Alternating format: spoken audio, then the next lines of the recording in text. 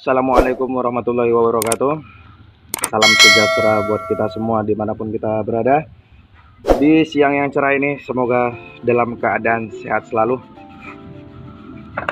Di sini ada kawan kita masuk, Ninja tipe SS ya. Di sini kendalanya ada dua. Yang pertama, dari baut-baut ini tadi keluar air radiator. Nah, dan yang kemudian napasnya ditarikan RPM atas agak sedikit loyo. Nggak ada Sama sekali nggak ada tarikan ya bos ya. ya. Oke. Nah, yang pertama nih guys, kita bahas satu persatu ya mengenai kebocoran di bagian deksel, terutama untuk Ninja khususnya. Itu terdapat dua bagian o-ring, dan di bagian tiang ada 5 o-ring kecil. Kebetulan si owner atau pemilik motor sudah membeli ya yang asli original Kawasaki nih. Barangnya agak Yahut. Jadi kenapa sih kita harus pakai o-ring Kawasaki, nggak pakai o-ring asal-asalan gitu? Kenapa? Yang pertama gini, ini nih akibatnya o-ring asal-asalan. Yang di sini o-ringnya kita nggak tahu nih o-ring apa. Yang jelas ini o-ring biasa, bukan o-ring khusus untuk deksel Kawasaki Ninja gitu. Jadi di sini tampak bagiannya tampak tebal ya, lebih tebal bagian dalam. Dan di sini udah tenggelam gitu, udah datar. Jadi dengan kata lain, ketika deksel atau kop deksel masuk, di bagian sini tidak tertekan dengan sempurna. Bagian sini udah sempurna karena di sini masih ada sisa karet yang timbul dari paritnya. Jadi sekali lagi, bagi pengguna Ninja, khususnya Ninja SS, Ninja RR atau single R, itu memperhatikan bagian o-ring saat kita membuka deksel. Kita perhatikan kembali o-ringnya ini. O-ring inilah yang menjadi packing. Khususnya di blok 1855 itu dia tidak menggunakan packing ya. Dia tidak menggunakan packing aluminium seperti di generasi 1878. Yang 1878 dia udah pakai packing aluminium rata full. Tapi kalau untuk di 1855 itu sama sekali tidak kita menemukan packing. Artinya cuma o-ringnya berupa o-ring, itu pengganti packingnya. O-ring dalam, o-ring luar, dan kemudian o-ring di bagian baut-baut ini. Dan yang kemudian kasus yang kedua tadi sebelum kita buka, memang orangnya udah bilang itu untuk di tenaga putaran atasnya loyo. Kebetulan saya lihat di sini ini udah gerindaan, artinya dratnya sudah dibalikin ke drat baut biasa. Pada umumnya di tiang super kip ini dia menggunakan drat terbalik, artinya drat kiri ya untuk menguncinya dan ke kanan untuk membuka. Dan kalau ini udah seperti baut biasa, ini udah las-lasan. Nah, dan seperti ini berarti super kip tidak bekerja. Sekalipun nanti bekerja, ini bisa longgar sendiri guys. Jadi nggak boleh. Kalau seandainya biasanya nih yang patah seperti ini tiang super kipnya, rata-rata yang membukanya kurang memahaminya dratnya ke arah mana. Jangan lupa saya ingatkan sekali lagi, ini dratnya mengunci ke kiri ya, bukan membuka ke kiri. Mengunci ke kiri kalau yang aslinya, dan membuka ke kanan, artinya kebalikan dari baut biasa. Nah, sehingga di sini saat super kip tidak bekerja, di sini super kip tadi sudah tidak bekerja. Nah, di sini posisi RPM atas ini tetap tertutup. Posisi RPM atas ini tetap tertutup, sehingga dia loyo atau ngempos ya, sama sekali nggak ada tenaga. Nah, kalau saya bilang seandainya si tiang atau mekanisme super kip yang di sini nih tidak bekerja, ada baiknya untuk sementara, bukan untuk sementahun atau seterusnya. Kalau bisa di sini dinaikin aja bahasanya ya seperti open caps ya, atau posisi super capsnya terbuka. Sekali lagi saya terangkan, apabila mekanisme super cap tidak bekerja, ada baiknya kita untuk sementara membuka super cap. Ini posisi dia terbuka. Kenapa?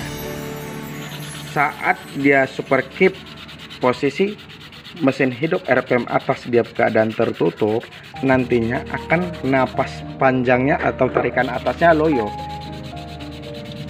tidak ada tenaga sama sekali. Di sini kita sudah menyediakan satu contoh.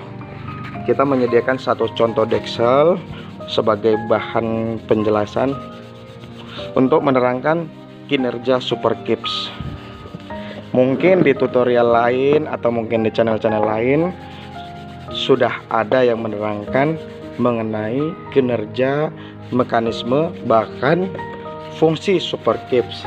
Tapi tidak ada salahnya saya menerangkan kembali apa sih fungsi dari teknologi super caps untuk usungan dari teknologi dari Kawasaki.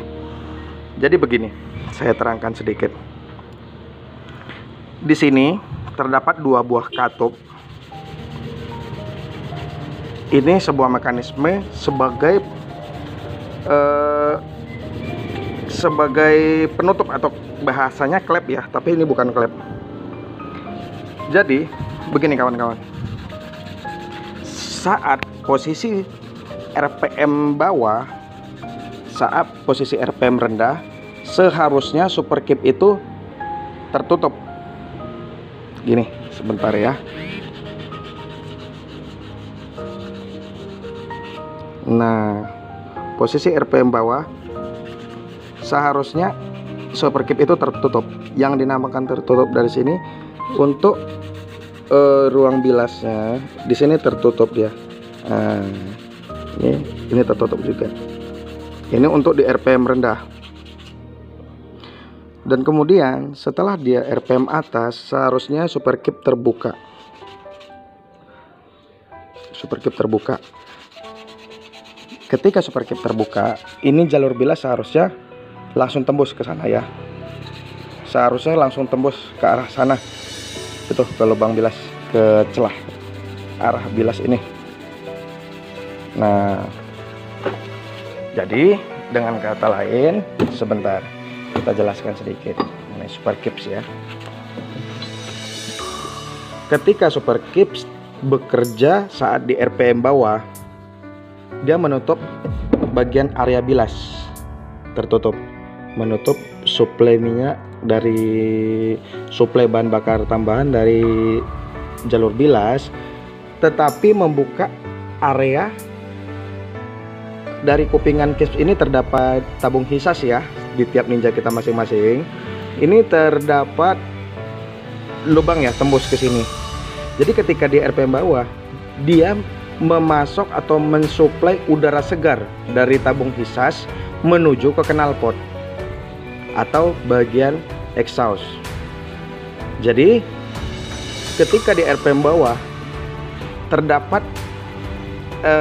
suplai angin udara segar dari tabung hisas menuju ke sini, sehingga sisa-sisa pembakaran itu tercampur dan membilas di bagian knalpot, sehingga tidak menimbulkan karbon yang berlebih atau racun dari gas buang yang berlebih dari knalpot. Tetapi sebaliknya, ketika super cap bekerja di RPM atas, dia menutup sebagian dari celah udara segar, tapi membuka bagian jalur bilas. Nah, membuka sebagian jalur bilas ya. Jadi itu untuk kinerja dari super cap. Nah, ketika ninja kawan-kawan mungkin tenaganya mulai loyo, kenapa gitu?